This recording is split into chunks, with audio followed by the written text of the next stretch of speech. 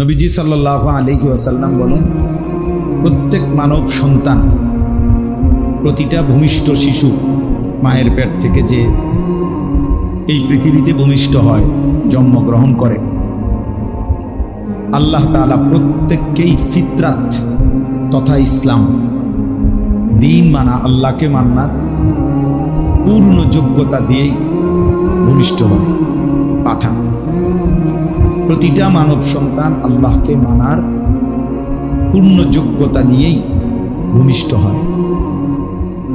অতঃপর পিতা মাতা ফাআবাওয়াহু, অতঃপর তার মা বাবা ইউহাব্বিদানিহি, ওই সন্তানটিকে ইহুদি বানিয়ে ফেলে, আও ইউনাসসিরানিহি, অথবা খ্রিস্টান বানিয়ে ফেলে, আও ইউমাজ্জিসানিহি, অথবা অগ্নিপূজক বানিয়ে ফেলে। এটা রাসূলুল্লাহ সাল্লাল্লাহু আলাইহি সাল্লামের হাদিস। অর্থাৎ মা বাবার গাফলতি, খামখেয়ালি, মা বাবার সন্তান লালন পালনের ক্ষেত্রে আল্লাহ তাআলা এবং তার রাসূল সাল্লাল্লাহু আলাইহি সাল্লামের দিক নির্দেশনা কি, এটা না জানা অথবা এটা ব্যাপারে অবহেলা করার মাধ্যম হয়ে ধীরে ধীরে বাচ্চাটা আচারে আচরণে আখলাকে ইহুদি হয়ে যায়, অথবা খ্রিস্টান হয়ে যায়, অথবা মূর্তি পূজক হয়ে যায়, ঈমানদার থাকে।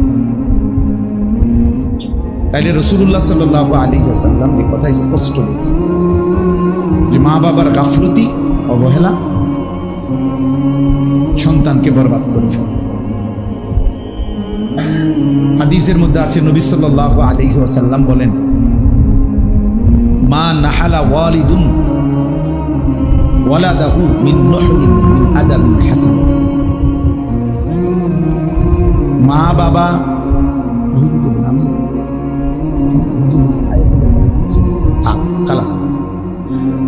মা বাবা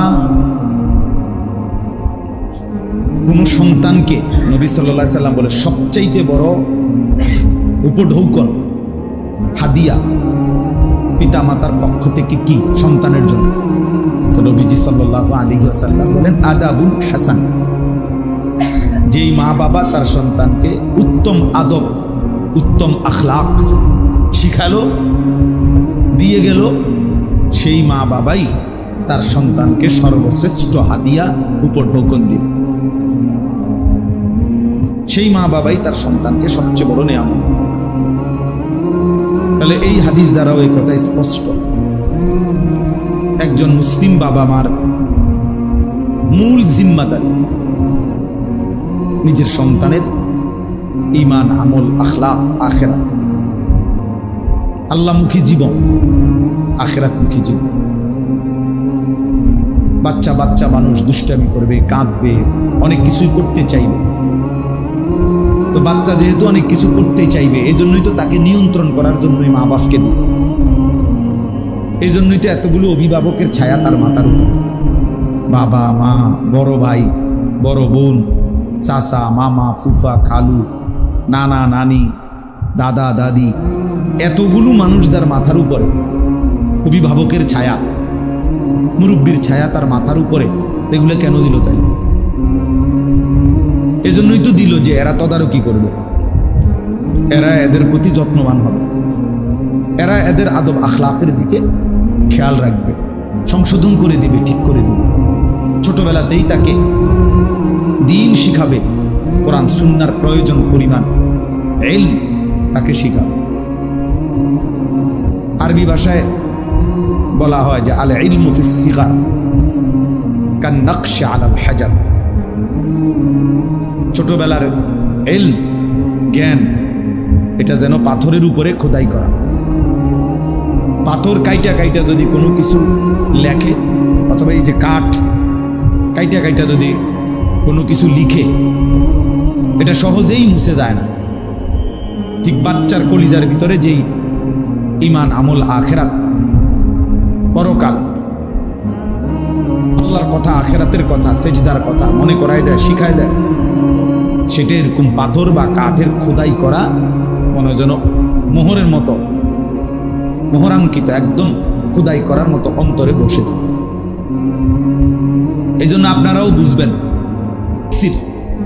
মেট্রিকের খুব যত্ন নিয়ে মুখস্থ করে যেই পরীক্ষাটা দিছিল, 10 বছর পরে আইসা এখন আর ক্লাস 10-এর একটা প্রশ্নের উত্তর তারা যদি জিজ্ঞাসা করে তার সময়ের, সে এটা মুখস্থ বলতে পারে, কিচ্ছু মনে নেই। কিন্তু মক্তবের সেই ছোট্টবেলার সূরা কেরাত, দোয়া, কালাম আজও কি আছে? মনে আছে। অর্থাৎ ছোটবেলার সেই পড়াটা কলিজার মধ্যে গেঁথে যায়, বসে যায়। আমার কাছে একটা কিতাব আছে, আযম শাবাবিল ইসলাম। ওখানে আছে, মুসান্নিফ বলছেন, মিশরের একজন বড় লেখক, অনেক সুন্দর চমৎকার এই বইটা, মোটা।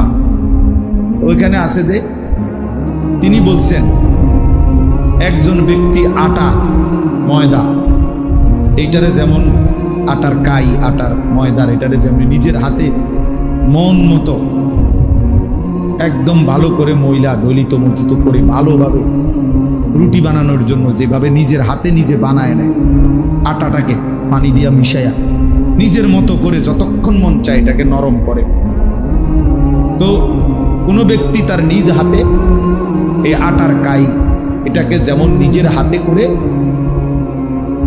বানায় নেয়, একজন মানুষ ইচ্ছে করলে ছোট বাচ্চাকে এইভাবে নিজের মতো করে গড়ে নিতে পারে, যদি ফিকির করে, যদি সিদ্ধান্ত নেয়, যদি খেয়াল করে, যদি কেয়ার করে, তো ওইভাবে নিজের মতো করে তাকে গড়ে নিতে পারে।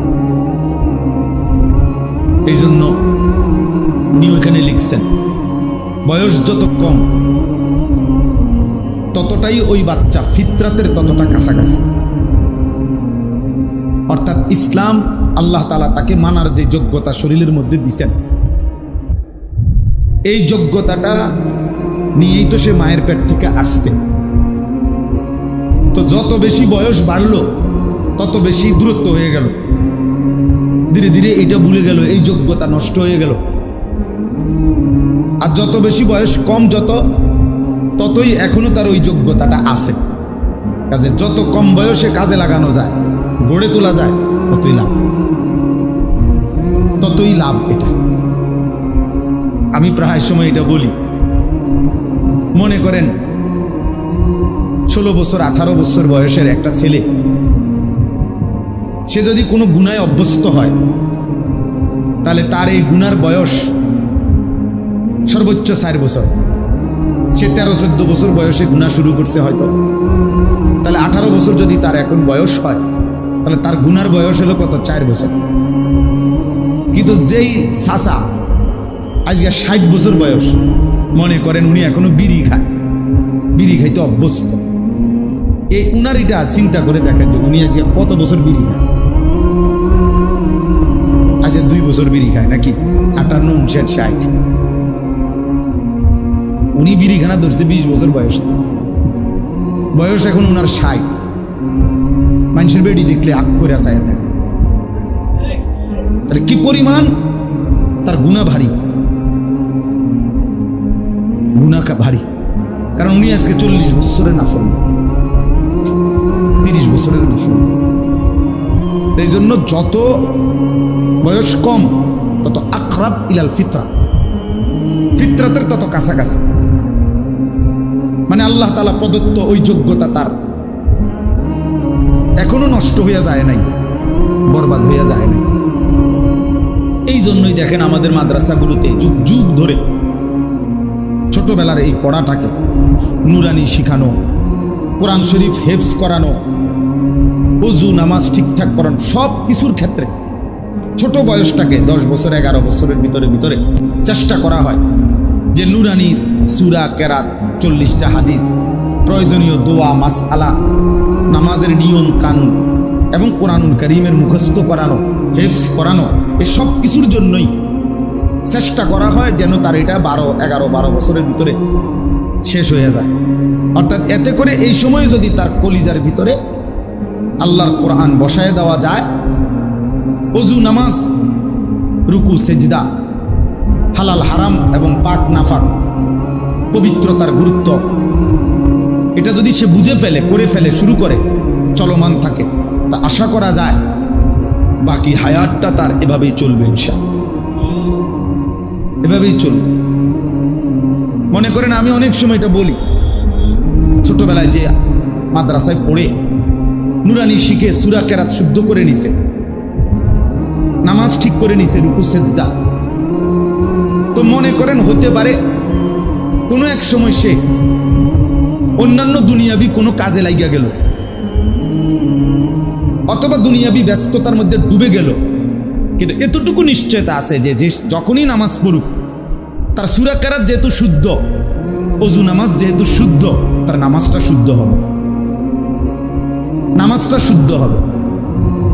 কিন্তু যিনি শিখলো না, আল্লাহর কোরআন সহি শুদ্ধ করলো না, যার কোরআন শরীফ অশুদ্ধ, সূরা কেরাত অশুদ্ধ, 40 বছর বয়সে 60 বছর বয়সে যদি উনি ফুল টাইম মসজিদেও থাকে, মনে করেন উনি একের মসজিদেই থাকে, মসজিদে ওনার বাদ দিয়ে যায়, উনি একবারে কাবা শরীফের ছাদে উঠে নামাজ পড়ছে, মনে করেন কি লাভ হয়েছে? আপনার নামাজ তো হয় না। যার কেরাত অশুদ্ধ তার নামাজ হয় না, কারণ এটা ফরজ। নামাজের মধ্যে কেরাত পড়া এটা কি ফরজ। ফরজ ভুল হলে সহু সেজদা দিলেও কি হয় না? নামাজ হয় না।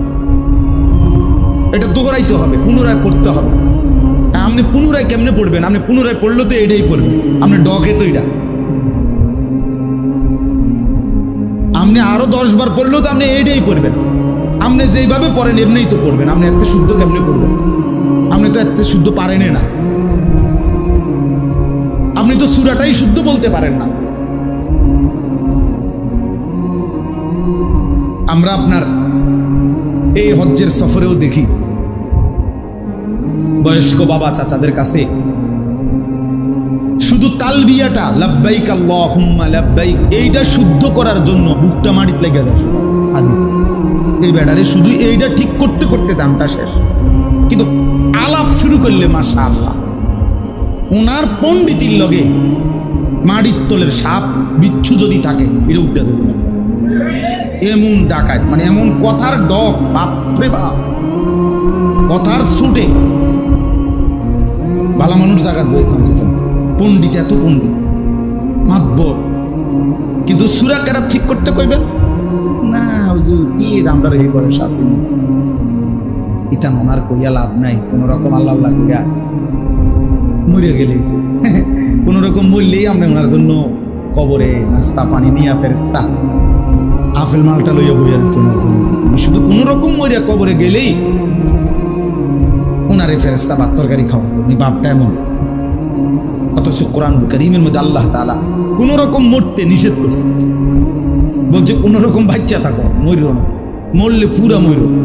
ওয়ালা তামুতুন্না ইল্লা ওয়া আনতুম মুসলিমুন, অর্থ তো হইল পুরা মুসলিম হয়ে মৃত্যুবরণ করতে বলছে। আমার খুলনার হযরত আরিফ বিল্লাহ হযরত মাওলানা মুফতি নুরুল আমিন সাহেব, বহুত বড় বুজুর্গ হযরত, হযরত সব সময় বলে যে ইমানের ৭৭টা শাখা আছে।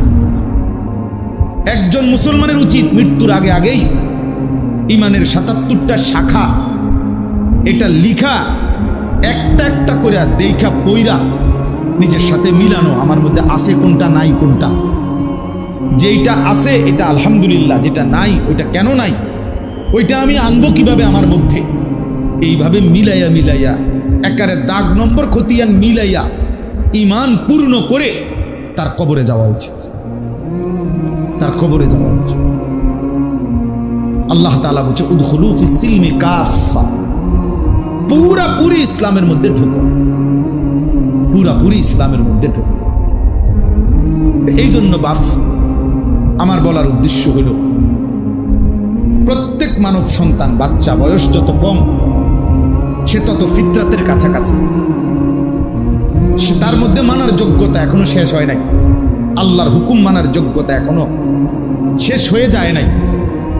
যত কম বয়সে যতটা কাজে লাগানো যায়, দ্বীনমুখী করা যায়, আল্লাহমুখী করা যায়, আখিরাতের জন্য প্রস্তুত করা যায়, ততটাই লাভ।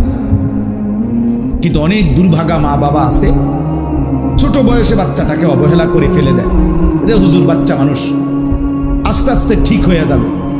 আমি সবসময় বলি এটা আস্তে আস্তে বাচ্চা ঠিক হয় না। কোনো কিছু ফেলে দিলে আস্তে আস্তে ওইটা পাথর, লোহাও যদি মাটির উপরে রাখে আস্তে আস্তে লোহাটাও মাটি হয়ে যায়। মাটি লোহা হয় না, লোহা মাটি হয়ে যায়, লোহা মাটি হয়ে যায়। এই জন্য ফেলে রাখলে ধীরে ধীরে আস্তে আস্তে 18 বছর না যাইতেই, 16 বছর না যাইতেই অবহেলা অনাদরে যদি বাচ্চাটাকে নিজের হাতে ছেড়ে দেয়, তো বাচ্চাটা এই অল্প সময়ের ব্যবধানে এমন দুশ্চরিত্র, এমন অসৎ এবং এমন গুণের সাথে জুড়ে, যেখান থেকে ফিরাইয়া আনা পরবর্তীতে খুব কঠিন হয়ে যায়, খুব কঠিন হয়ে যায়। এই জন্য ধীরে ধীরে বাচ্চা ঠিক হয় না, ধীরে ধীরে নষ্ট হয়। ফেলে রাখলে আস্তে আস্তে নষ্ট হয়ে যায়, এটা অপদার্থ হয়ে যায় ধীরে, তখন আর নিয়ন্ত্রণে থাকে না, নিয়ন্ত্রণে।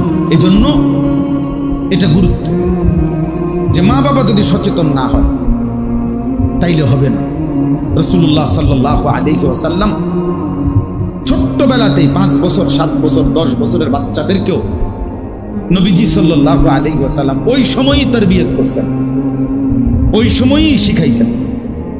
হাদিসের মধ্যে আছে হযরতে হাসান নবী সাল্লাল্লাহু আলাইহি ওয়াসাল্লামের নাতি, বড়জন, ফাতেমা রাদিয়াল্লাহু তাআলা আনহার ছেলে, মানে হাসান হুসাইন যে আমরা বলি, এই হাসান যিনি বড়জন, 5 বছর বয়সে উনি মসজিদে নববীর বারান্দা থেকে মান্নতের সাদকার খেজুর রাখা ছিল, উনি একটা খেজুর মুখে দিছেন। আল্লাহ নবী সাল্লাল্লাহু আলাইহি ওয়াসাল্লাম দেখে সাথে সাথে ডাক দিয়ে নবীজি বলছে কাখ কাখ, মানে ওয়াক ওয়াক, ফেলো এটা ফেলো। ওনার মুখ থেকে ওই খেজুরটা ফেলাই দিছেন। ফেলাইয়া কাছে টাইরা বললেন, আমা তাআলাম ইন্না লা নাকুলু সাদাকা, নাতি তুমি কি জানো না যে আমরা মান্নত, নির্ধারিত সাদকা যেটা মান্নত, এমন খেজুর মানে এমন জিনিস আমাদের নবী বংশের জন্য খাওয়ার অনুমতি নেই। তো এই জন্য আল্লাহ নবী সাল্লাল্লাহু আলাইহি সাল্লাম নাতির মুখ থেকে এটা ফেলাই দিছেন, খাইতে দেন নাই, ওনারা ওই সময় শিখাইছেন। অথচ হাসান হুসাইন রাদিয়াল্লাহু তাআলা আনহুমা, ওনারা নবীজির কলিজার টুকরা ছিল, কলিজার টুকরা ছিল। নবীজি বলতেন হুমা রাইহানাতাই ফিদ দুনিয়া, হাসান হুসাইন এরা দুইজন আমার দুনিয়ার দুইটা সুগন্ধি ফুল। মানুষ যেমন ফুল থেকে ঘ্রাণ নেয়, আমি আমার এই দুই নাতি থেকে ঘ্রাণ নেই। এমন মহব্বত করতেন। আরো কত ঘটনা আছে ওনাদের ভালোবাসার, কত ঘটনা, কিন্তু আখলাক শিখানোর ক্ষেত্রে ছাড় দেন নাই, ছাড় দেন। যে নাতিরে কাঁধের উপরে নিয়ে চড়াইছেন সেটাও এক মহব্বত, কিন্তু আখলাকের ব্যাপারে ছাড় দেন না। এখানে ঠিকই শিখাইছেন, এখানে তিনি ছাড় দেন। উনি ইচ্ছা করলে আরো 10টা খেজুর ঘরের থেকে আইনা ওইখান থেকে দিয়ে দিতে পারতেন ওই স্তূপের মধ্যে, কিন্তু এইটা না করে, এটা তো করতে পারতেন, কিন্তু বাচ্চা তো শিখতো না, সে তো আর শিখলো না, কিন্তু এটা করাতে তো তিনি শিখছেন।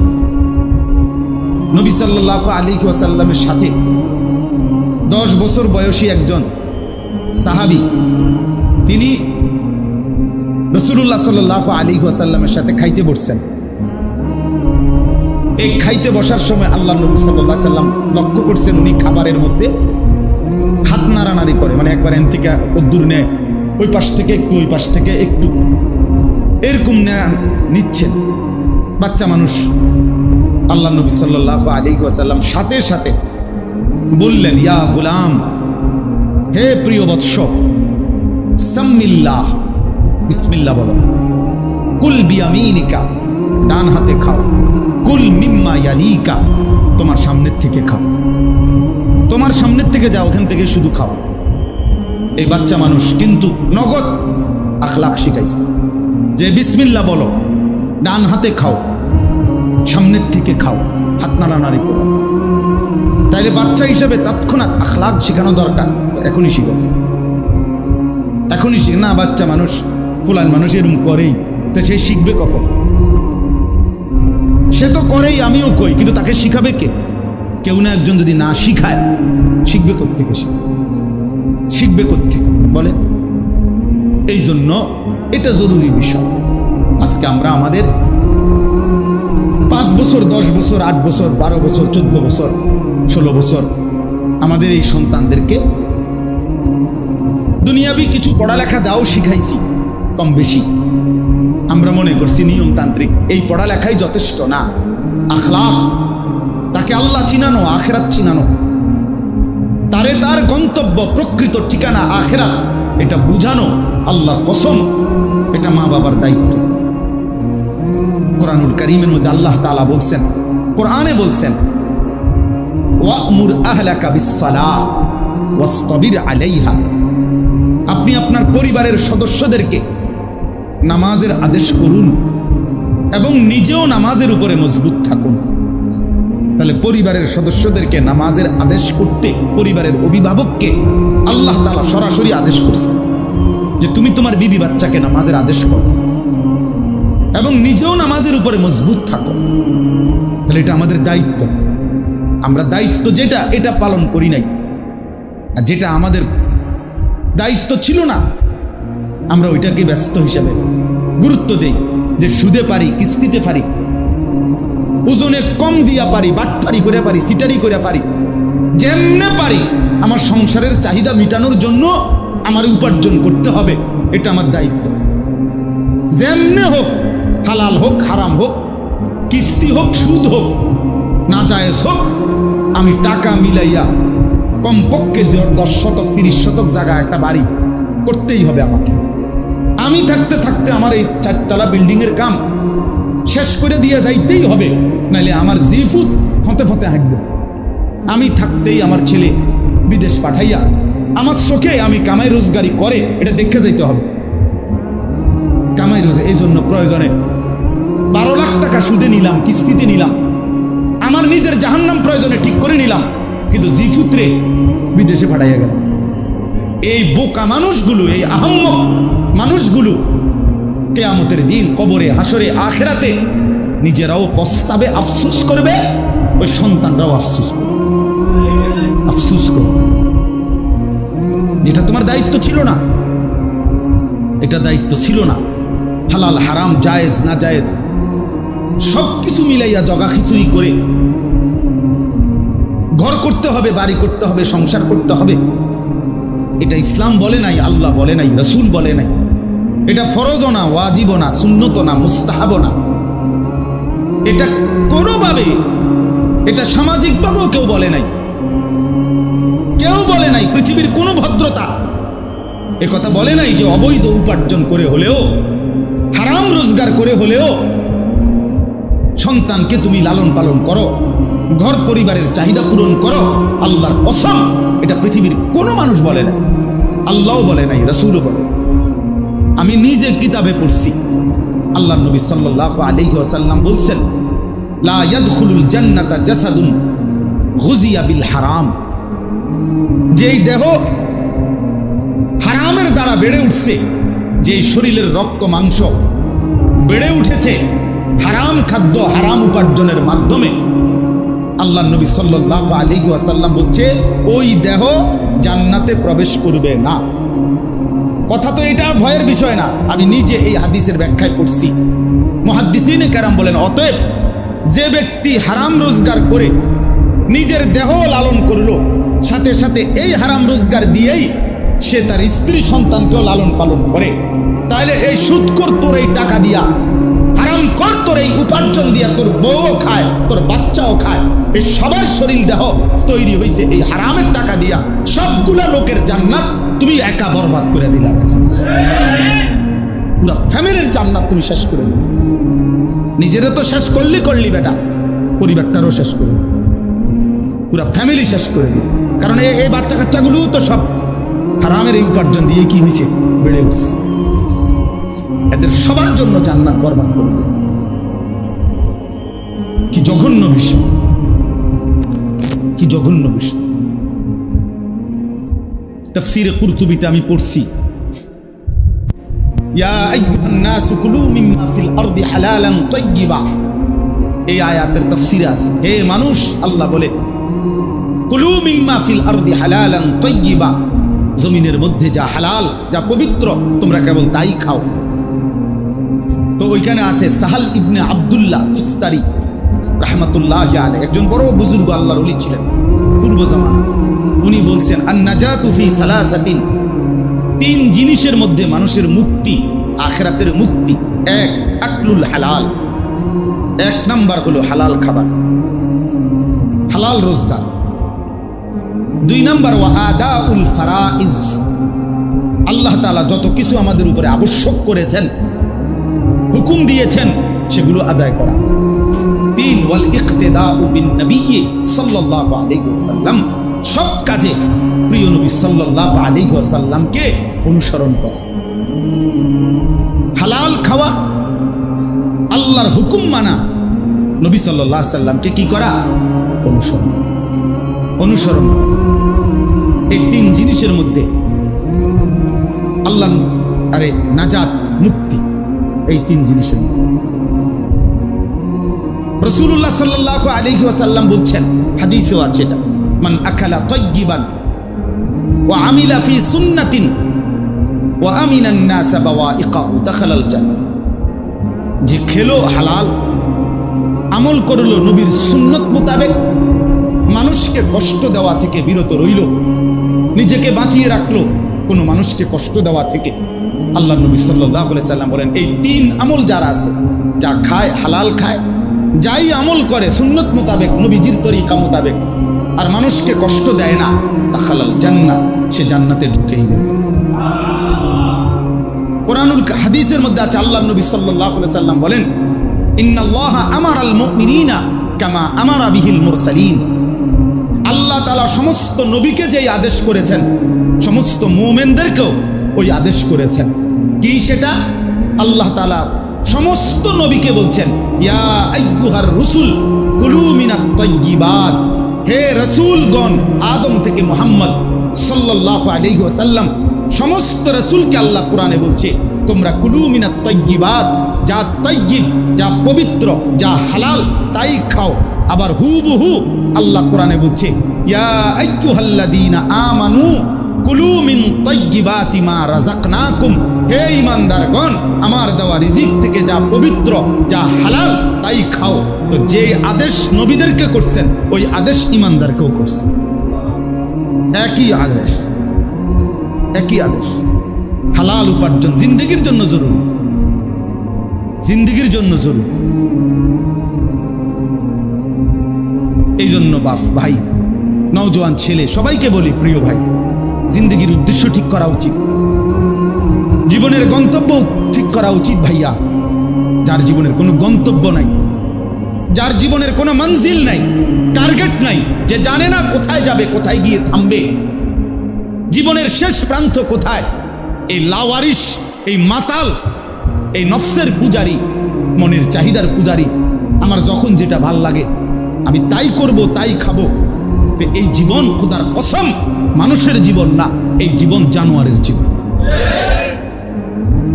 ওই জীবন জানোয়ারের জীবন, ওই জিন্দিগি জানোয়ারের জিন্দিগি, যে জিন্দিগি শুধুই মনের চাহিদার অনুসরণ। ওই জীবন কুকুরের জীবন, যে জীবন নফসের চাহিদার অনুসরণ। ওয়াত্তাবা হাওয়াহু ফামাসালুহু কামাসালিল কালব, কোরআন শরীফের আয়াত। আল্লাহ বলছেন, আল্লাহ বলছেন,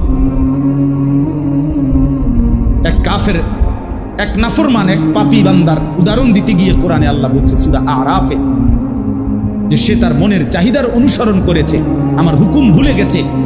ফামাসালুহু কামাসালিল কালব, আল্লাহ নিজে বলেন, মনের চাহিদার অনুসরণ করার কারণে তার উদাহরণ, দৃষ্টান্ত, কামাসালিল কালব, কুকুরের মতো, কুকুরের মতো। সরাসরি কোরআন শরীফের আয়াত, কোনো ব্যাখ্যা নাই, স্বাভাবিক আয়াত।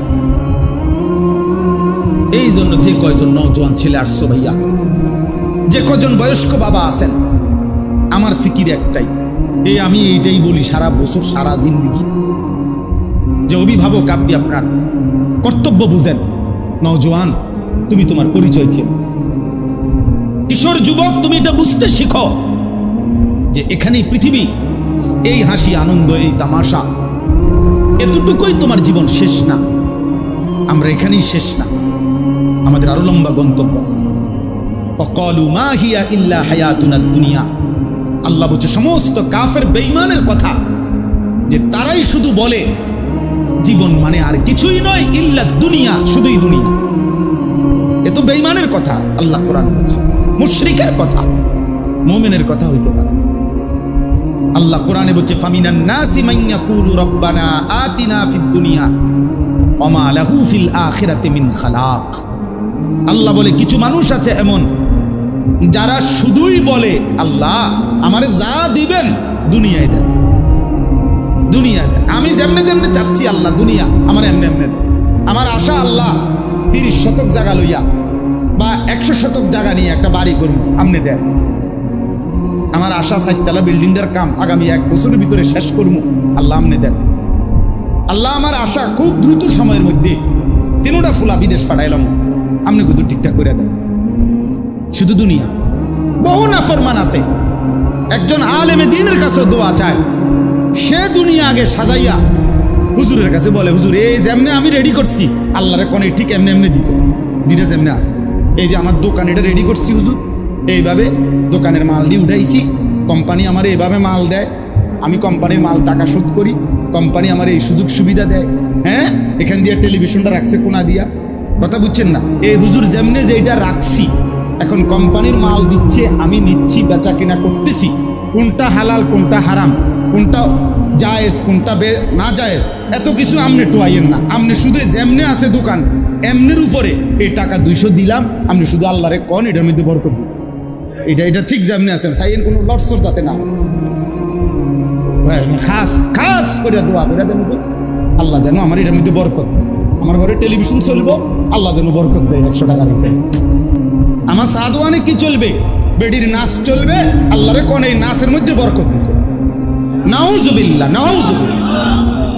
এই চাওয়া না বলেন, এই চাওয়া দোয়ার স্টাইল তো এটাই, হেঁটে যেমনে চলতে আছে যেমনে আছে, এটার উপরে রাখা কি করতে হইব, আল্লাহরে কইতে হইব যে এমনে দেন, এমনে দেন, রব্বানা আতিনা ফিদ দুনিয়া, এমনি দেন, এখানে দুনিয়া যেমনে আছে। আমি হুজুর আল্লাহর রহমতে 12 লাখ টাকা চাইছে তারা, আমি 6 লাখ আসিল, 3 লাখ কিস্তি লইছি, আরো 2 লাখ কি সুদে লইছি, এই সব মিলাইয়া 12 লাখ টাকা মিলাইছি। আপনি খাস করে দোয়া করে দেন খোলাগারে বিদেশ পাঠাবো, আল্লাহ যেন বরকত। কি কি দোয়া করতো হুজুরে, মানে আল্লাহ তার সুদে বরকত দেন, তার কিস্তিতে বরকত দেন। তো কি দোয়া করতো? দোয়া তো করা উচিত আল্লাহ তার উপরে যেন ঠাডা পড়ে, তার জন্য আসমান ভেঙে পড়ে। বলেন কিসের উপরে দোয়া চাচ্ছেন আপনি? হারামের উপরে কেমনে মুসলমান দোয়া চায়? সুদের উপরে কেমনে দোয়া চায়? কিস্তির উপরে দোয়া চায় কেমনে? কিস্তির উপরে দোয়া চায়। বদনসিব মুসলমান এটা বুঝেও না যে হালাল হারামের গুরুত্বটা কি, হালাল হারামের গুরুত্বটা কি। আফসোসের বিষয় মিয়া, আফসোসের বিষয়। পুরা কোরআনুল কারীম আল্লাহ বারবার বলছে, নবীজি বলছে বারবার, 10টা টাকার মধ্যে নবী বলছে উম্মত কোন জিনিস কিনতে যদি 10 দিরহাম মানিশতারা শাইআন বিআশরাতি দারাহিম ওয়া ফীহি দিরহামুম মিন হারাম, 1 টাকা, শুধু 1টা টাকাও যদি হারাম হয়, খোদার কসম নবী বলছে ওই পণ্য যতক্ষণ পর্যন্ত তার কাছে থাকবে, এই নাফরমানের কোনো ফরজ কিংবা নফল কোনো ইবাদত আল্লাহ কবুল করবে না। আপনি জিজ্ঞাসা করেন, 2 পাশে 2জন বুজুর্গ আলেম আছে, ওনার জিজ্ঞাসা 1 দিরহাম, 9 দিরহাম হালাল, হারাম শুধু 1 টাকা। ওই 1টি টাকা হারামের কারণে আল্লাহ নবী সাল্লাল্লাহু আলাইহি সাল্লাম বলছেন তার কোনো ইবাদত আল্লাহ কবুল করবে, ফরজও না নফল ইবাদত। কি হবে সেই মানুষটার দশা? কি হবে আখিরাতের দশা? জীবন মানে শুধুই উপার্জন না, জীবন মানে ইবাদত। ইউরোপ আমাদেরকে শিখাইছে, বস্তুবাদী এই দুনিয়া আমাদেরকে শিখাইছে জীবন মানেই উপার্জন। পড়ালেখাও সিদ্ধান্ত নিছে কি পড়ালেখা করলে, কেমনে পড়ালেখা করলে উপার্জন ভালো হবে, কামাই ভালো হবে। মুসলমান মার কলিজার মধ্যে এটা, বাবার কলিজার মধ্যে কি পড়াইলে আমার ফুতে ভবিষ্যতে বেশি পয়সা কামাই করবে, টাকা পয়সা রোজগার করতে পারবে, তার মানে জীবন মানেই উপার্জন। না না, একজন মুসলমানের বোঝা উচিত জীবন মানে ইবাদত। জীবন মানে কি বলেন না? ইবাদত। জীবন মানে ইবাদত, জীবন মানে উপার্জন না। আজকে আমরা মুসলমান, আমরা আমাদের বাচ্চাদেরকে, আমাদের ছোট ছোট সন্তান মুসলমানের, তাদেরকে আল্লাহর কোরআন শিখাবার জন্য দিবানিশি আমাদেরকে আহাজারি করতে হয়। আপনাদেরকে বলতে হয় বারবার যে মা আপনার বাচ্চাটাকে দিন শিখান, বাবা আপনার বাচ্চাটাকে দিন শিখান। আফসুস মিয়া, কথা তো এই ছিল না, কথা তো ছিল এই যে মুসলমানের বাচ্চা তো অটোমেটিকলি দিন শিখবে, আল্লাহর কোরআন শিখবে। এটা তো উচিত। আমি তো কত সময় এটা আফসুস করি, 12 বছর 14 বছর 16 বছর ছেলেটা মুসলমানের বাচ্চা কত পড়ালেখা করলো, আহা এত কিছু পড়লো দুনিয়ার কয়টা ভাত মাছের জন্য, কিন্তু 18 বছর পড়ার পরেও সে এক লাইন আল্লাহর কোরআন শরীফ পড়তে পারে না, সহি শুদ্ধ কোরআন শরীফটা দেখে দেখেও পড়তে পারে না। আরে বদনসিব, তুই পড়লি কি, কি বাতের লাগিয়ে এত পড়া পড়লি? ওই বাত তো আমরা এমনি খাই, ওই কামাই রোজগারি তো আমরা এমনিও হয়। তুমি কি এত বেশি কামাই করে লাইলা যার জন্য কোনোদিন আল্লাহর কোরআন শিখতে পারলা না? তুমি কেমন দুনিয়া কামাই করে ফেললা যেটুকুর জন্য এক ওয়াক্ত নামাজ পড়ার সুযোগ মিলল না? আফসুস।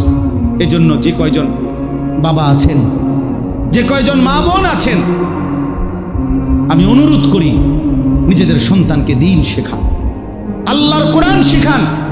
আমাদের এই প্রতিটা কওমি মাদ্রাসা আলহামদুলিল্লাহ বছরের পর বছর, আজকে 160 বছর, একদিন দুই দিন না, 160 বছর ধরে এই ভারতীয় উপমহাদেশে কওমি মাদ্রাসা 160 বছর ধরে যুগে যুগে মুসলমানের বাচ্চাদেরকে বিশুদ্ধ কোরআন শিখানো, সহি শুদ্ধ কোরআন নামাজ এই শিখানোর ক্ষেত্রে আলহামদুলিল্লাহ এটা চ্যালেঞ্জ।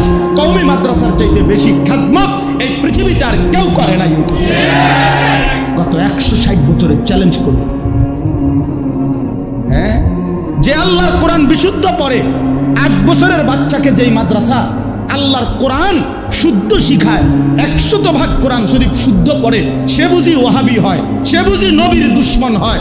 এত বড় মিথ্যা কথা যে বলছে, সেও জালেম, যে বিশ্বাস করছে সেও জালেম বেটা। প্রমাণ করেছে রাসূলুল্লাহ সাল্লাল্লাহু আলাইহি ওয়াসাল্লামের ভালোবাসায় এই বাংলাদেশের জমিনেও যদি গত 100 বছরের ইতিহাস তালাশ করা হয় তো ইনশাআল্লাহ কওমি মাদ্রাসার তালেবে ইলম, উলামায়ে কেরাম, ভক্ত অনুরক্তরা আল্লাহর নবীর ইজ্জতের জন্য সবচেয়ে বেশি কুরবানি নজরানা তারাই বেশি পেশ করেছে।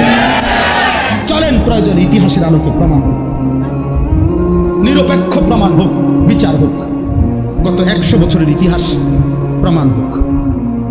ইনশাআল্লাহ প্রমাণ হবে যে রাসূলুল্লাহ সাল্লাল্লাহু আলাইহি ওয়াসাল্লামের ইজ্জতের জন্য কার অবদান কত। যখনই কেউ নবীর বিরুদ্ধে কথা বলছে, রাসূলুল্লাহ সাল্লাল্লাহু আলাইহি ওয়াসাল্লামকে ব্যঙ্গ বিদ্রুপ করছে, তখনই গর্জে উঠছে কারা কদ্দুর। চলেন ইতিহাস বিশ্লেষণ করি, আল্লাহ আমাদেরকে বুঝ দান। আমার সর্বশেষ কথা হলো, আমি যেখান থেকে কথা শুরু করছিলাম, ওই ছোট 2টা বাচ্চা মূলত শুরুতেই মোবাইল দিয়া ভিডিও করতেছিল। এই মূলত ওদের ওইখান থেকে আমার এতগুলো, অর্থাৎ ওই মা বাবা বা ওই অভিভাবক যেই হোক, যিনি ওই বাচ্চা 2টার হাতে বড় মোবাইলটা দিল, উনি জালেম, উনি অবুঝ, ওই বাচ্চা অবুঝ না। যে তার হাতে দিছিল উনি মূলত অবুঝ, উনি বুঝলো না যে সন্তানকে গড়তে হয়। আমরা মনে করছি শুধু বাজার সদাই, ভাত মাছ চাল ডাল, ফ্রিজ এসি, সোফা খাট পালং, দালান ওয়াল, বিল্ডিং টাইলস, এটাই হলো ঘর সংসার পরিবার, স্ত্রী সন্তানের লালন পালন, এগুলোর ব্যবস্থা করা। না রে বাপ, এগুলোরে সংসার বলে না, সংসার বলে মানুষকে। মানুষকে স্ত্রী সন্তানের সেজদা, ঈমান, আমল, আখিরাত, এটা হলো সংসার, এটা হলো খেদমত, এটা হলো মূল কাজ। এদের ঈমান, এদের আমল, এদের আখিরাত, এদের নামাজ। যে ব্যক্তির ঘরে স্ত্রী সন্তান নামাজ পড়ে না, যার ছেলে মেয়ে ফজরের নামাজ পড়ে না, যে ঘরে রঙিন টেলিভিশনে রাতের 1টা পর্যন্ত নাচ গান, নাটক, সিনেমা, নর্তকীর ছবি, হিন্দি সিরিয়াল চলে, যে ঘরের সব আপনার আল্লাহর নাফরমানিতে পাল্লা দিচ্ছে, কেউ বিড়ি খায়, কেউ সিগারেট খায়, কেউ রুমে রুমে মোবাইল টিপে, নারী দেখে, নাচ দেখে, ছবি দেখে, ফজরের নামাজ কেউ পড়ে না, টেলিভিশন চলছে বছরের পর বছর। আল্লাহর কসম, ওই সংসার মূলত সংসার না, ওইটা বিরান ঘর, মরুভূমি ছাড়া আর কিচ্ছু না। ওইটা বিরান ঘর, আলগা ঘর, যে ঘরে মানুষ থাকে না। মানুষ থাকে ওই ঘরে যে ঘরে মালিকের সেজদা হয়, আল্লাহর জিকির হয়, আল্লাহর গোলামি হয়, আল্লাহর বন্দিগি হয়।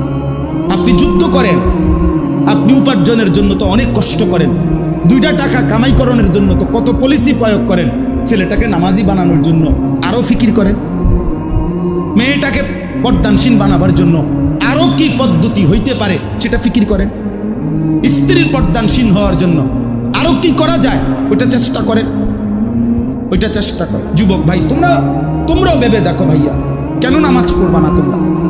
কেন নামাজ পড়বা না? তোমরা কেন নামাজ পড়বা না? কেন আল্লাহকে নারাজ করছো? প্রিয় ভাই, শেষ পর্যন্ত এটা মনে রাখতে হবে, যদি মা বাবাও খবর না নেয়, তারপরেও তো তুমি নিজে তো আল্লাহর হিসাব থেকে মুক্তি পাবা না।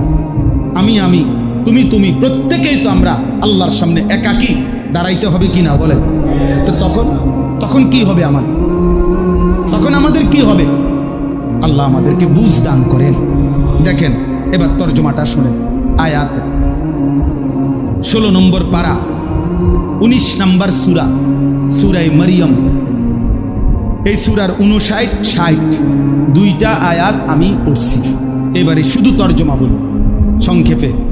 আল্লাহ তাআলা বলেন, ফাখালাফা মিন বাদিহিম খালফুন। আল্লাহ তাআলা বলেন, প্রত্যেক যুগে নিকৃষ্ট প্রজন্ম, প্রত্যেক, যেমন আমরা এখন একটা জেনারেশন আছি পৃথিবীতে, তো আল্লাহ তাআলা বলেন প্রত্যেক প্রজন্মের মধ্যে নিকৃষ্ট মানুষ, নিকৃষ্ট জেনারেশন, নিকৃষ্ট মানুষ কারা?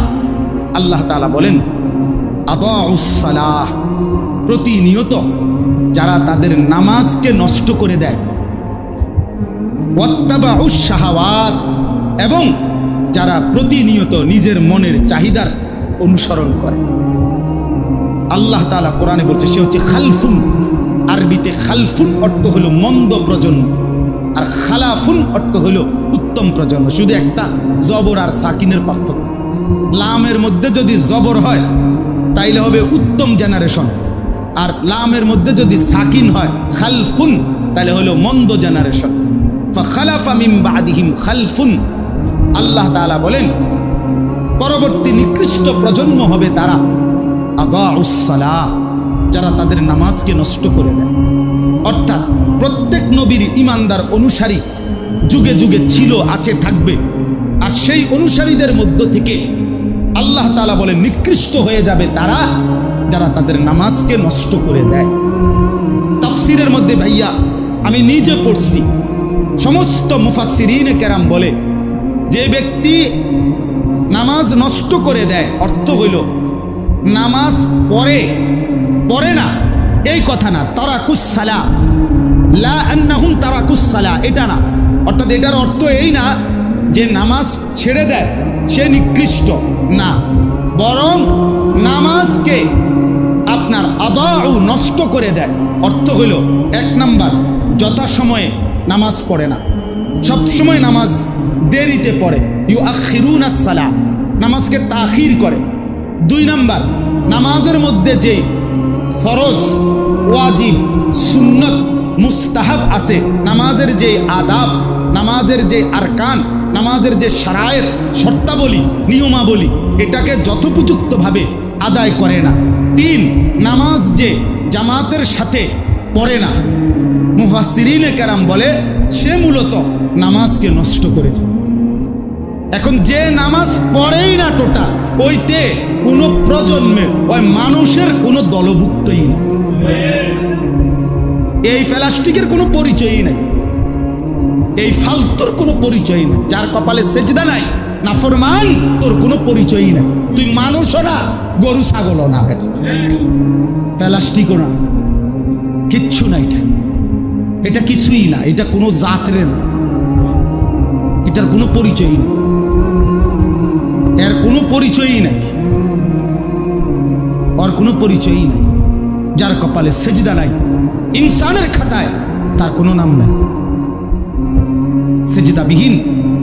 আল্লাহ কোরআনে বলছেন, আল্লাহকে চোখ থাকার পরেও যে দেখে না, আল্লাহর কথা যে কান থাকার পরেও শুনে না, আল্লাহকে নিয়ে যেই অন্তর ভাবে না, খুদার কসম ভাইয়া আল্লাহ স্পষ্ট বলছে উলাইকা কাল আনআম, ওই চতুষ্পদ জন্তু, ওই জানোয়ার, ওই জানোয়ার। কাজে রাগ করার কোনো সুরত নেই, রাগ করলেও কোনো অসুবিধাও নেই, আল্লাহ বলছেন। অতএব এখানে আল্লাহ তাআলা স্পষ্ট বললেন, ওই মানুষ নিকৃষ্ট মানুষ যে তার নামাজকে বিলম্ব করে, ওই মানুষ নিকৃষ্ট মানুষ যে নামাজের পূর্ণ নিয়ম কানুন ঠিকমতো আদায় করে না, রুকু দেয় না ঠিকমতো, সেজদা দেয় না ঠিকমতো, নামাজের মধ্যে যেই শারায়েত ফারায়েজ ওয়াজিবাত আছে এগুলো যথোপযুক্তভাবে আদায় করে না, ওই নিকৃষ্ট মানুষ। নামাজকে জামাতের সাথে আদায় করে না। আমি নিজে তাফসিরে মাআরিফুল কোরআনে পড়ছি, হযরত হুযাইফা রাদিয়াল্লাহু তাআলা নূর জামানায় সাহাবী, উনি একজন লোককে দেখছেন নামাজের মধ্যে নামাজের রুকু সেজদা সে ঠিকমতো দিচ্ছে না, আল্লাহর কসম তাফসিরে আছে। উনি তাকে ডাক দিয়ে বললেন, এমন নামাজ তুমি আজকে কত বছর ধরে পড়ো? তো সেই লোক বলছে, আমি আজকে 40 বছর ধরে এভাবেই নামাজ পড়ি। আল্লাহর কসম, রব্বে কাবার কসম। তাফসিরের মধ্যে লিখছে হযরত হুযাইফা রাদিয়াল্লাহু তাআলা আনহু বলছেন, মনে রেখো গত 40 বছরে তুমি কোনো নামাজ আদায় করো নাই, গত 40 বছরে কি করো নাই? তুমি মূলত কোনো নামাজই আদায় করো। তাইলে বলে আমাদের হালাত কোথায়? আমাদের হালাত কোথায়? যারা ঠিকমতো রুকু দেয় না, ঠিকমতো সেজদা দেয় না, ঠিকমতো আত্তাহিয়াতু পড়তে পারে না, ঠিকমতো দোয়ায়ে মাসুরা পড়তে পারে না, ঠিকমতো দুরূদ শরীফটা পড়তে পারে না, ঠিকমতো 4টা সূরা পড়তে পারে না, সহি শুদ্ধভাবে আলহামদুলিল্লাহ সূরাটাও পড়ার প্রয়োজন। একটা মানুষ বুঝি 40 বছরেও 4টা সূরা ঠিক করতে পারে না, এটা কথা? এটা একটা মুসলমান? একটা মুসলমান বুঝি 60 বছরও এটা আপনি বুঝি আত্তাহিয়াতু এটা ঠিক করতে পারছেন না, আপনি কিতে আসলে? আপনি হুদা ভাতে না খান, কিতেন ভাত খান, আপনি বনে না খাইবেন সাদি, বুঝেন নাই? আস্তাগফিরুল্লাহ, আস্তাগফিরুল্লাহ। এজন্য আল্লাহ তাআলা বলছেন, আদাউস সালাহ, নামাজকে নষ্ট করে দেয় সে নিকৃষ্ট খালফ প্রজন্ম। আর কি? ওয়াত্তাবাউস শাহাওয়াত, মনের চাহিদার অনুসরণ করে। যুবক ভাই, তোমরা নিজের সাথে মিলায় নাও, তুমি এই সমাজের উত্তম মানুষ না অধম নিকৃষ্ট মানুষ? আল্লাহর কোরআন থেকে তুমি তোমারে মিলায় নাও। জীবনে যার নামাজ, কথা তো ছিল নামাজ সুন্দর করে পড়বে, কথা তো ছিল নামাজ সুন্দর করার, সেখানে নামাজই পড়ে না, সুন্দর কি আর? হয়তো নামাজই চিনে না। 10 ঘন্টা, 5 ঘন্টা, 8 ঘন্টা চলে যায়, একটা বারো রবের সেজদার কথা মনে। আল্লাহ নবী সাল্লাল্লাহু আলাইহি সাল্লামের স্পষ্ট হাদিস, নবীজি বলছে যে নামাজ ত্যাগ করে হাসরের দিন তার হাসর হবে কি? ফিরাউন, নমরুদ, কারুন, হামান, উবাই ইবনে খালফ, এই নিকৃষ্ট, এই পৃথিবীর সবচেয়ে বড় নিকৃষ্ট কাফের বেঈমানদের সাথে তার হাসর। আল্লাহ কোরআনে বলছে, ফাওয়াইলুল লিল মুসাল্লিন আল্লাযীনা হুম আন সালাতিহিম সাহুন, যারা নামাজকে অবহেলা করে তাদের জন্য ওয়াইল, জাহান্নামের একটি নিকৃষ্ট অংশ, যেখানে অত্যন্ত নির্মম ভীষণ আযাব, এমন নিকৃষ্ট আযাবের মধ্যে নিক্ষেপ করে। কোরআনুল কারীমের মধ্যে আছে, জাহান্নামী, অনেক জাহান্নামীকে ফেরেশতারা জিজ্ঞেস করবে, মা সালাকাকুম ফি সাকার, ক্বালু লাম নাকু মিনাল মুসাল্লিন, এই নাফরমান কেন জাহান্নামে আসলি? তো জাহান্নামী বলবে, লাম নাকু মিনাল মুসাল্লিন, আমি নামাজি ছিলাম, আমি নামাজি ছিলাম। কোরআনুল কারীমে আল্লাহ তাআলা বলছে, তাড়াহুড়ো করে যে নামাজ পড়ে সে মুনাফিকের নামাজ, মুনাফিকের চিহ্ন মিয়া। বেনামাজিরে বলে নাই, নামাজ পড়ে কিন্তু হুলস্থুল করে, এ মুনাফিক। ইন্নাল মুনাফিকিনা ইউখাদিউনা আল্লাহ ওয়া হুয়া খাদিউহুম ওয়া ইযা কামু ইলাস সালাতি কামু কুসালা ইউরাউনা আন-নাসা লা ইয়াযকুরুনাল্লাহা ইল্লা কালিলা। তো কোরআন শরীফের আয়াত। আল্লাহ বলছে যারা অলসভাবে নামাজ আদায় করে তারা মুনাফিক, যারা লোক দেখানো আমল করে তারা মুনাফিক, যারা আল্লাহর তাসবিহ সামান্য পরিমাণও আদায় করে না তারা মুনাফিক। মুনাফিক কোরআন শরীফের আয়াত। নবীজি বলছে তিলকা সালাতুল মুনাফিক, ওই নামাজ মুনাফিকের নামাজ।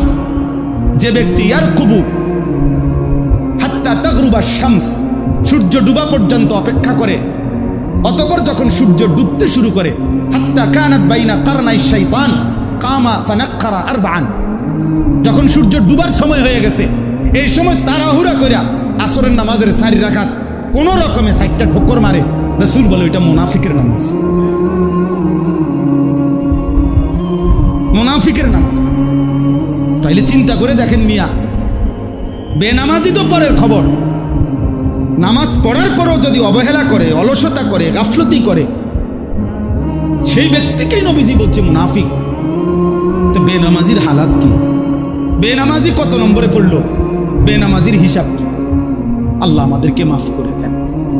সর্বশেষ কথা হলো ফাসাউফা ইয়ালকাউনা গাইয়া, আল্লাহ বলে নামাজকে যে নষ্ট করে দেয় এবং মনের ইচ্ছা মতো যে চলে, আমি আল্লাহ অচিরেই জাহান্নামের সবচেয়ে নিকৃষ্ট গুহা গাই, যেটার নাম ওয়াদিন ফি জাহান্নাম, যেটা জাহান্নামের একটা গর্ত, যেই গর্তে তাফসীরের মধ্যে আছে জাহান্নামের ওই গাই নামক গর্তটি এত নিকৃষ্ট আযাবে ভরা, জাহান্নামের বাকি অংশ আল্লাহর কাছে পানাহ চায় যে আল্লাহ আমি জাহান্নামকেও ওই অংশের মধ্যে ফেলিয়ে নেব। আল্লাহ বলেন ফাসাউফা ইয়ালকাউনা গাইয়া, এই নামাজ বিনষ্টকারী ব্যক্তি, মনের চাহিদা মতো চলা ব্যক্তিকে আমি আল্লাহ জাহান্নামের সেই নিকৃষ্ট গুহা গাই নামক ওই গর্তেই ফেলব। আল্লাহ আমাকে মাফ করে দেন। ইল্লা মান তাবা ওয়া আমানা ওয়া আমিলা সালিহান, এবার আল্লাহ বলে শুনো, যে তওবা করলো, এই গুনাহ ছেড়ে দিল, ফিরে আসলো, ওয়া আমানা আমি আল্লাহর উপরে বিশ্বাস করলো, ওয়া আমিলা সালিহান নেক আমল শুরু করে দিল, তো আমি আল্লাহ ওয়াদা দিলাম ফাউলাইকা ইয়াদখুলুনাল জান্নাহ, এমন বান্দা জান্নাতেই ঢুকবে। ওয়ালা ইউযলামুনা শাইআ, কারো উপরে সামান্যতম জুলুম করা হবে না। অর্থাৎ পেছনের এই গুনাহের জন্য আমি আল্লাহর ধরব না, জুলুম করব না, বরং আমি আল্লাহ তাকে তওবা করার কারণে, ফিরে আসার কারণে, আমার আমল আবার শুরু করার কারণে আমি জান্নাতি দিয়ে দেব। এই জন্য চলো ভাই, যুবক ভাই, বাইরে অনেকে দাঁড়ায় আসো, এখানে কষ্ট করে বসছো ছোট্ট জায়গার মধ্যে, সবাই মিলে নিয়ত করি যে ইনশাআল্লাহ আমরা 5 ওয়াক্ত নামাজ পড়বো। ভালোভাবে নিয়ত করেন, ভালো দিল থেকে নিয়ত, নিজের জন্য নিজে করেন, কেউ কারো কথা মনে রাখবেন। এই আমার পথে আমি যাবো, ক্যান্টনমেন্ট আপনার পথে আপনারা চলে যাবেন যার যার ঘরে, কে কার কথা মনে রাখে? কার সময় আছে ভাই? নিজের জন্য নিজে ভাবো, নিজের ভালো, নিজের কল্যাণ, নিজের আখেরাত, নিজের পরকাল নিজে ভুলে যাওয়া, এটা বোকামি ছাড়ার কিছু না। আল্লাহ তাআলা আমাদেরকে তৌফিক দান করেন। এই মাদ্রাসা আলহামদুলিল্লাহ রাস্তার পাশে একটা সুন্দর জায়গায় মাদ্রাসা হয়েছে। আমি ইতিপূর্বেও 2-3 বার মাদ্রাসায় আসছি, ঢুকছি এমনি রাস্তার সাথে, যেহেতু এদিকে যাওয়া আসার পথে সুবিধা হয়, যার কারণে ব্যক্তিগতভাবে আমি আরো আগেও ঢুকছি মাদ্রাসা। আলহামদুলিল্লাহ মাদ্রাসা নতুন করে উদ্যম নিয়ে সুন্দর করে চমৎকার পরিবেশের ভিতরে মাদ্রাসার পড়ালেখা চলতেছে। বাচ্চাদেরকে দ্বীন শেখানো হচ্ছে, বাচ্চাদেরকে আল্লাহর কোরআন শেখানো হচ্ছে। আপনাদের সবার কাছে অনুরোধ রইল, একটা মাদ্রাসা মহল্লাবাসীর কাছে 3টা জিনিস চায়। 1 নাম্বার, মাদ্রাসার প্রথম চাওয়া মহল্লাবাসীর কাছে দোয়া। কি? দোয়া। দোয়া করবেন আল্লাহ যেন মাদ্রাসা কবুল করেন। 2 নাম্বার, আতফাল, মুসলমানের সন্তান। মুসলমানের সন্তান মাদ্রাসা চায়। মুসলমানের সন্তান মাদ্রাসায় পড়তে দিলে আল্লাহর কোরআন শিখবে, দিন শিখবে, আখেরাত শিখবে, আকীদা নষ্ট হবে না। আপনি আগে বুঝে নিয়েন কারোর কাছ থেকে, যিনি বলছে এই এসব মাদ্রাসায় দিলে আকীদা নষ্ট হবে, ওনারে আগে জিজ্ঞাসা করেন যে ভাই আকীদা কি জিনিস, এটা কুদুর আগে লিখা দেন, ওইটা ওনারে মিলে এলো, জিগাইলেই তৈব আপনি এই যে এই আকীদাগুলো আপনার নষ্ট করে দিব, এটি লিখে দো, লেখা দিলে আপনি আইসা এনে জিজ্ঞাসা করেন যে আপনার এই আকিদা কি, তাহলে তো আপনি বুঝবেন। কথা বোঝেন? আপনি মিলাই লইলে তো হইলো যে হ্যাঁ না ঠিকই তো কইছে, হুজুরে কইছে বা আমার অমুকে কইছে যে আকিদা নষ্ট করে দিব। তখন আকিদা কি কি নষ্ট করব, এই জিনিসটি লেখা এটা মিলাই এলো, তাইলেই তো হয়। বুঝেন নাই আমার কথাটা? তো এটা মিলাই নিলেই তো হয়। এটা মিলাইয়া দেখেন, তাইলেই বুঝবেন। এজন্য বাচ্চাদেরকে দিন শেখাবেন। আপনাদের সন্তান মা বোনও যদি কেউ আসেন, আপনাদেরকেও বলি বোন, আপনার বাচ্চাকে দিন শেখান। বাবারা আপনারা আপনাদেরকে বাচ্চাদেরকে দিন শেখায়। বড় ছেলে তোমরাও ভাই ছোট ভাইদেরকে দিনের জন্য মাদ্রাসায় ভর্তি করায়। আর 3 নাম্বার হলো আমওয়াল, মুসলমানের দান সাদাকা, সম্পদ, মুসলমানের দান সাদাকা। মুসলমানের দান সাদাকা মাদ্রাসায় দিলে মাদ্রাসার কেউ স্মরণ না রাখুক আপনাকে, কিন্তু আপনারে যিনি সওয়াব দিবেন সেই আল্লাহ, তিনি তো দেখবেন, তিনি তো জানবেন নাকি? তিনি সাদকায়ে জারিয়ার সওয়াব আল্লাহ তাআলা চালু করে দিবেন, দিতেই থাকবেন। এই জন্য দোয়া, সন্তান, সম্পদ, দান সাদাকা মাদ্রাসার জন্য এই 3 জিনিসে অংশগ্রহণ করা একটা মুসলমানের উচিত। আমরা যেন প্রত্যেকেই চেষ্টা করি। আল্লাহ তৌফিক দান করেন মাদ্রাসার জন্য ভালোবেসে। এদের কি এই বাচ্চাকে কি হ্যাঁ না কোরআন শরীফ নিয়ে নেন, আপনার হাতে নিয়ে নেন, আমি রাখি। অনেক বসো বাবা, অনেক বসো, মানে বউ বউ বসো না, বসো পড়ো। আউযু বিল্লাহি মিনাশ শাইতানির রাজীম।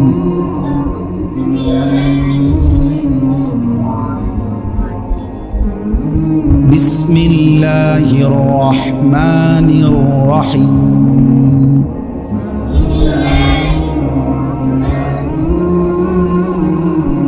আলহামদুলিল্লাহি রাব্বিল আলামিন।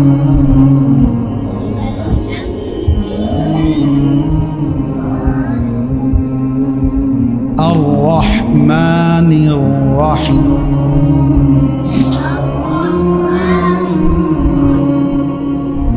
মালিকি ইয়াউমিদ্দিন।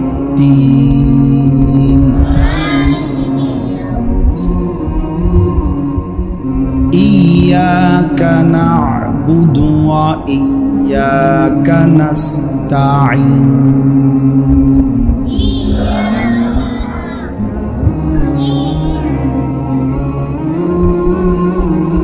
ইহদিনাস সিরাতাল মুস্তাকিম।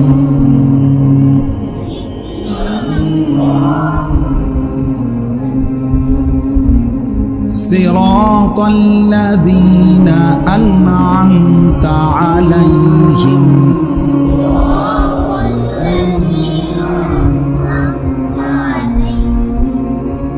غير المغضوب عليهم ولا الضالين.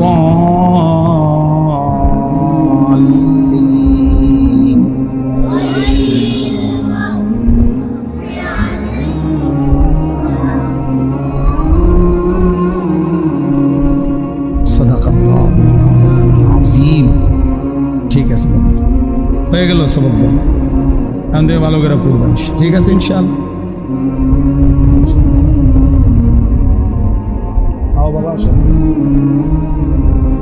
শেষ অনুরোধ হইল 2 মিনিটে সবাই চলেন, যে সবাই মিলে কম হোক বেশি হোক মাদ্রাসার জন্য একটু অংশগ্রহণ করেন। যেহেতু একসাথে আমরা আসছি, এখন ইনশাল্লাহ দোয়া হবে। প্রত্যেকেই পকেটে হাত দেন, থাকলেই দেন, না থাকলে দোয়া করেন। মেহেরবানি করে মাদ্রাসায় যেন দিন শিখানো হয়, বাচ্চাদেরকে জন্য দিন শিখানোর ব্যবস্থা হয়। সবাই মিলে কম বেশি একটু মাদ্রাসায় অংশগ্রহণ করেন, ভালো হবে ইনশাআল্লাহ, সওয়াব হবে, নেকি হবে। মাদ্রাসার জন্য এই সাদাকা, এই দান আপনাকে লস। আল্লাহুম্মা আনতাস সালাম ওয়া মিনকাস সালাম তাবারাকতা ইয়া যাল জালালি ওয়াল ইকরাম ইয়া আরহামার রাহিমিন ইয়া আরহামার রাহিমিন ইয়া আরহামার রাহিমিন। ربنا ظلمنا أنفسنا وإن لم تغفر لنا وترحمنا لنكونن من الخاسرين. ربنا آتنا في الدنيا حسنة وفي الآخرة حسنة وقنا عذاب النار رب ارحمهما كما ربياني صغيرا ربنا هب لنا من أزواجنا وذرياتنا قرة أعين وجعلنا للمتقين إماما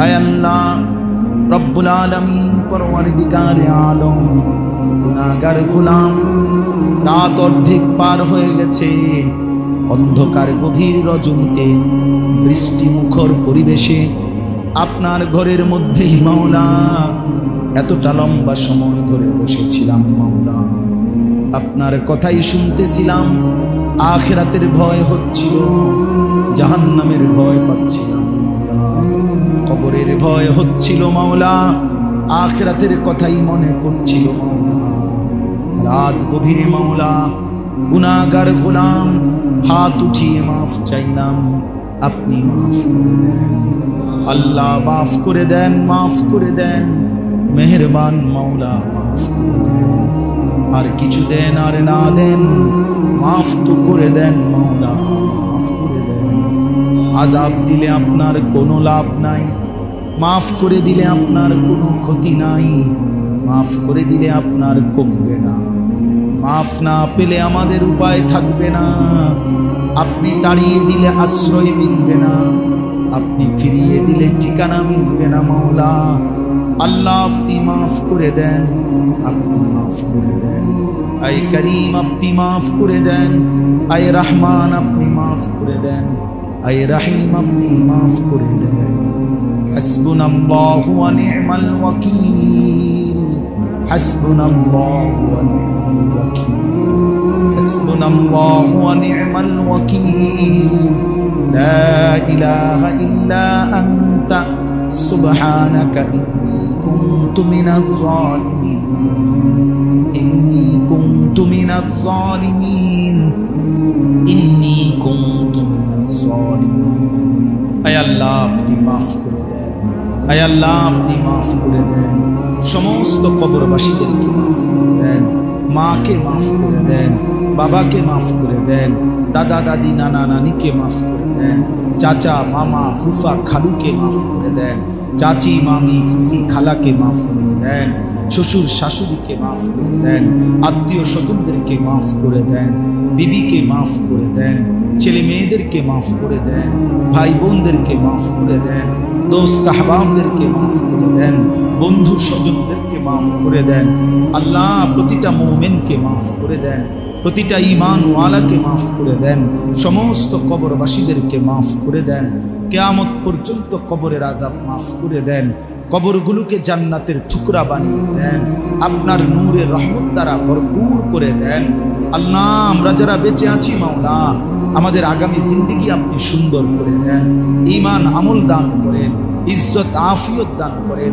তাকওয়া তহারত দান করেন হিম্মত ইস্তেকামত দান করেন সিজদাওয়ালা কপাল বানিয়ে দেন কাঁদনেওয়ালা চোখ বানিয়ে দেন জিকিরওয়ালা জবান বানিয়ে দেন মোহাব্বতওয়ালা দিল বানিয়ে দেন সুন্নাত বন্দিগিওয়ালা জীবন বানিয়ে দেন মাওলা কিশোর যুবক এই ছেলেগুলোকে নামাজি বানিয়ে দেন নামাজি বানিয়ে দেন এদের চুল সুন্দর করে দেন এদের চেহারা সুন্দর করে দেন এদের আখলাক সুন্দর করে দেন নারীর আসক্তি থেকে হেফাজত করেন মদের আসক্তি থেকে হেফাজত করেন জুয়ার আসক্তি থেকে হেফাজত করেন মোবাইলের আসক্তি থেকে হেফাজত করেন আল্লাহ অশ্লীলতা বেহায়াপনা থেকে হেফাজত করেন আল্লাহ ছেলেদেরকে আগামীর ইসলামের জন্য কবুল করে নেন দাজ্জালের মোকাবেলায় কবুল করে নেন মাহাদির পক্ষে আল্লাহ আপনি কবুল করে নেন আলোকিত সুন্দর সমাজ গড়বার জন্য হিম্মত দান করেন ইস্তেকামত দান করেন এগিয়ে যাওয়ার মতো তৌফিক দান করেন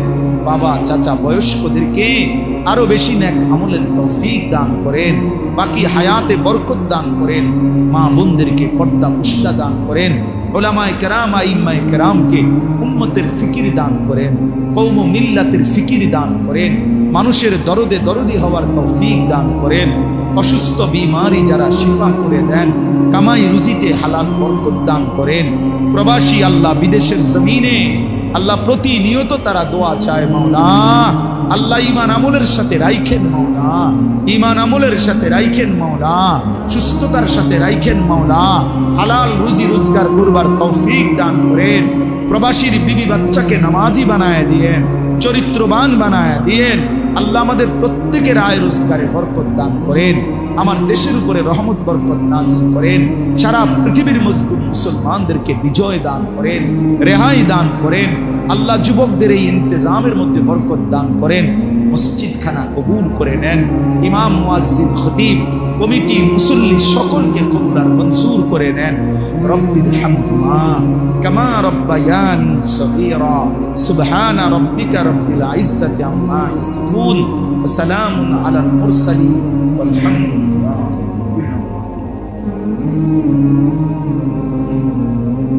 ফাত্তাকুদ দুনিয়া ওয়াত্তাকুন নিসা।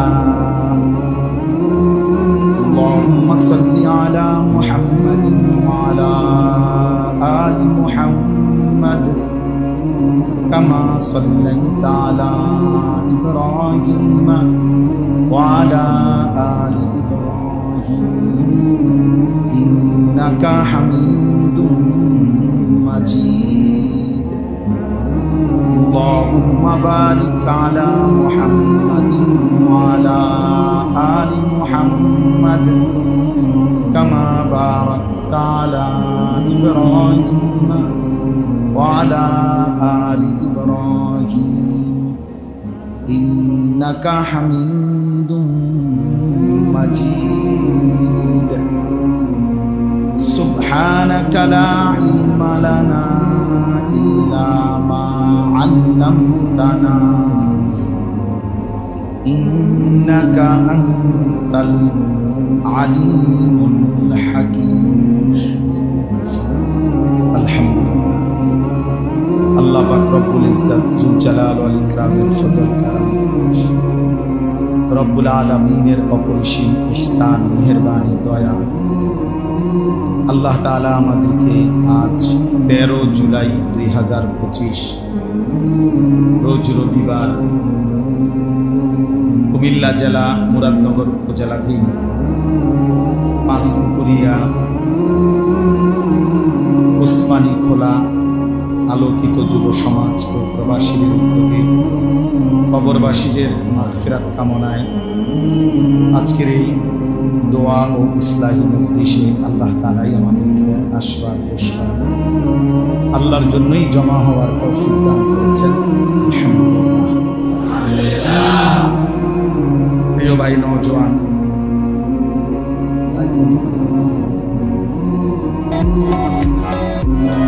লাইট বন্ধ করবেন।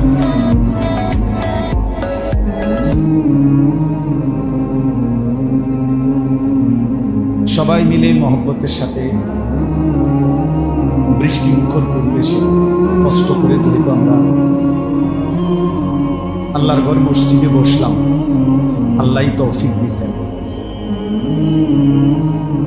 এজন্য আমি সবার কাছে অনুরোধ করছি, সবাই একটু অল্প সময় মনোযোগ দিয়ে আন্তরিকতা নিয়ে আল্লাহর কথা আমরা শুনি। ঘরে গেলেও তো বৃষ্টি, কিছুটা গরম, সব মিলাইয়া আবহাওয়া এমন। এই জন্য যেহেতু আল্লাহর ঘর মসজিদে আমরা বসছি, সবাই মিলে যদি আমরা নিজের জন্য মনোযোগ দিয়ে আন্তরিকতার সাথে আল্লাহর কথা শুনি, বরকত ভালো। এই জন্য তোমরা ছেলেরা এই হাতে ধরা যতগুলো মোবাইল, ওগুলো বন্ধ করো। যাদের এই হাতে মোবাইল ধরে রেকর্ড করতেছে, এটা বন্ধ করো, এটা নামাও। আমি এটা আদেশ করলাম। যদি তোমার পছন্দ না হতো তুমি চলে গেলে না, আর নাই তো আমি বাইর করে দিতে চেষ্টা করি। প্রয়োজনে স্বেচ্ছাসেবক তোমার বাইর যদি বাইরে যেত। এই জন্য যে বাস্তবতা হলো তারকুস সালাহ, আল্লাহুম্মা সাল্লি আলা মুহাম্মাদিন ওয়া আলা আলি মুহাম্মাদ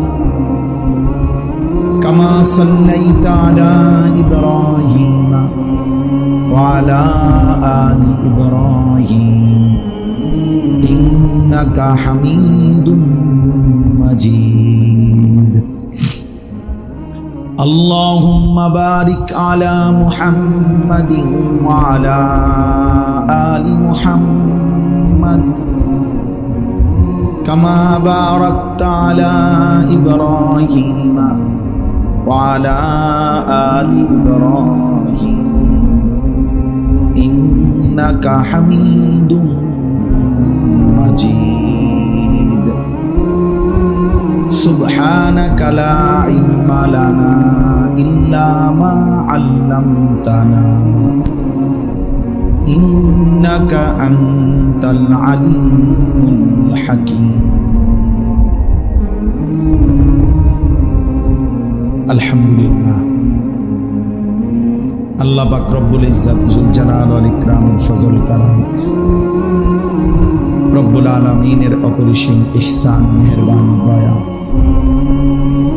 আল্লাহ তাআলা আমাদেরকে আজ 15 জুলাই 2025 রোজ মঙ্গলবার বিবাড়িয়া জেলা আখাউড়া উপজেলাধীন সতরা মাদ্রাসা দারুল উলুম সিদ্দিকে আকবর রাদিয়াল্লাহু তাআলা আনহু অত্র মাদ্রাসায় আয়োজিত আজকের এই মাসিক ইসলাহি মজলিসে অনেক শ্রদ্ধাভাজন বুজুর্গ উলামায়ে কেরাম আহলুল্লাহদের উপস্থিতিতে আল্লাহ তাআলাই আমাদেরকে আসবার বসবার আল্লাহর জন্যই জমা হওয়ার তৌফিক দান করেছেন। আলহামদুলিল্লাহ। নবী সাল্লাল্লাহু আলাইহি ওয়াসাল্লাম হাদিসের মধ্যে ইরশাদ করেছেন, মা মিন মাউলিদিন অথবা মাউলুদিন ইল্লা ইউলাদু আলাল ফিতরা ফাআবাওয়াহু ইউহাওয়িদানিহি আও ইউনাসসিরানিহি আও ইউমাজ্জিসানিহি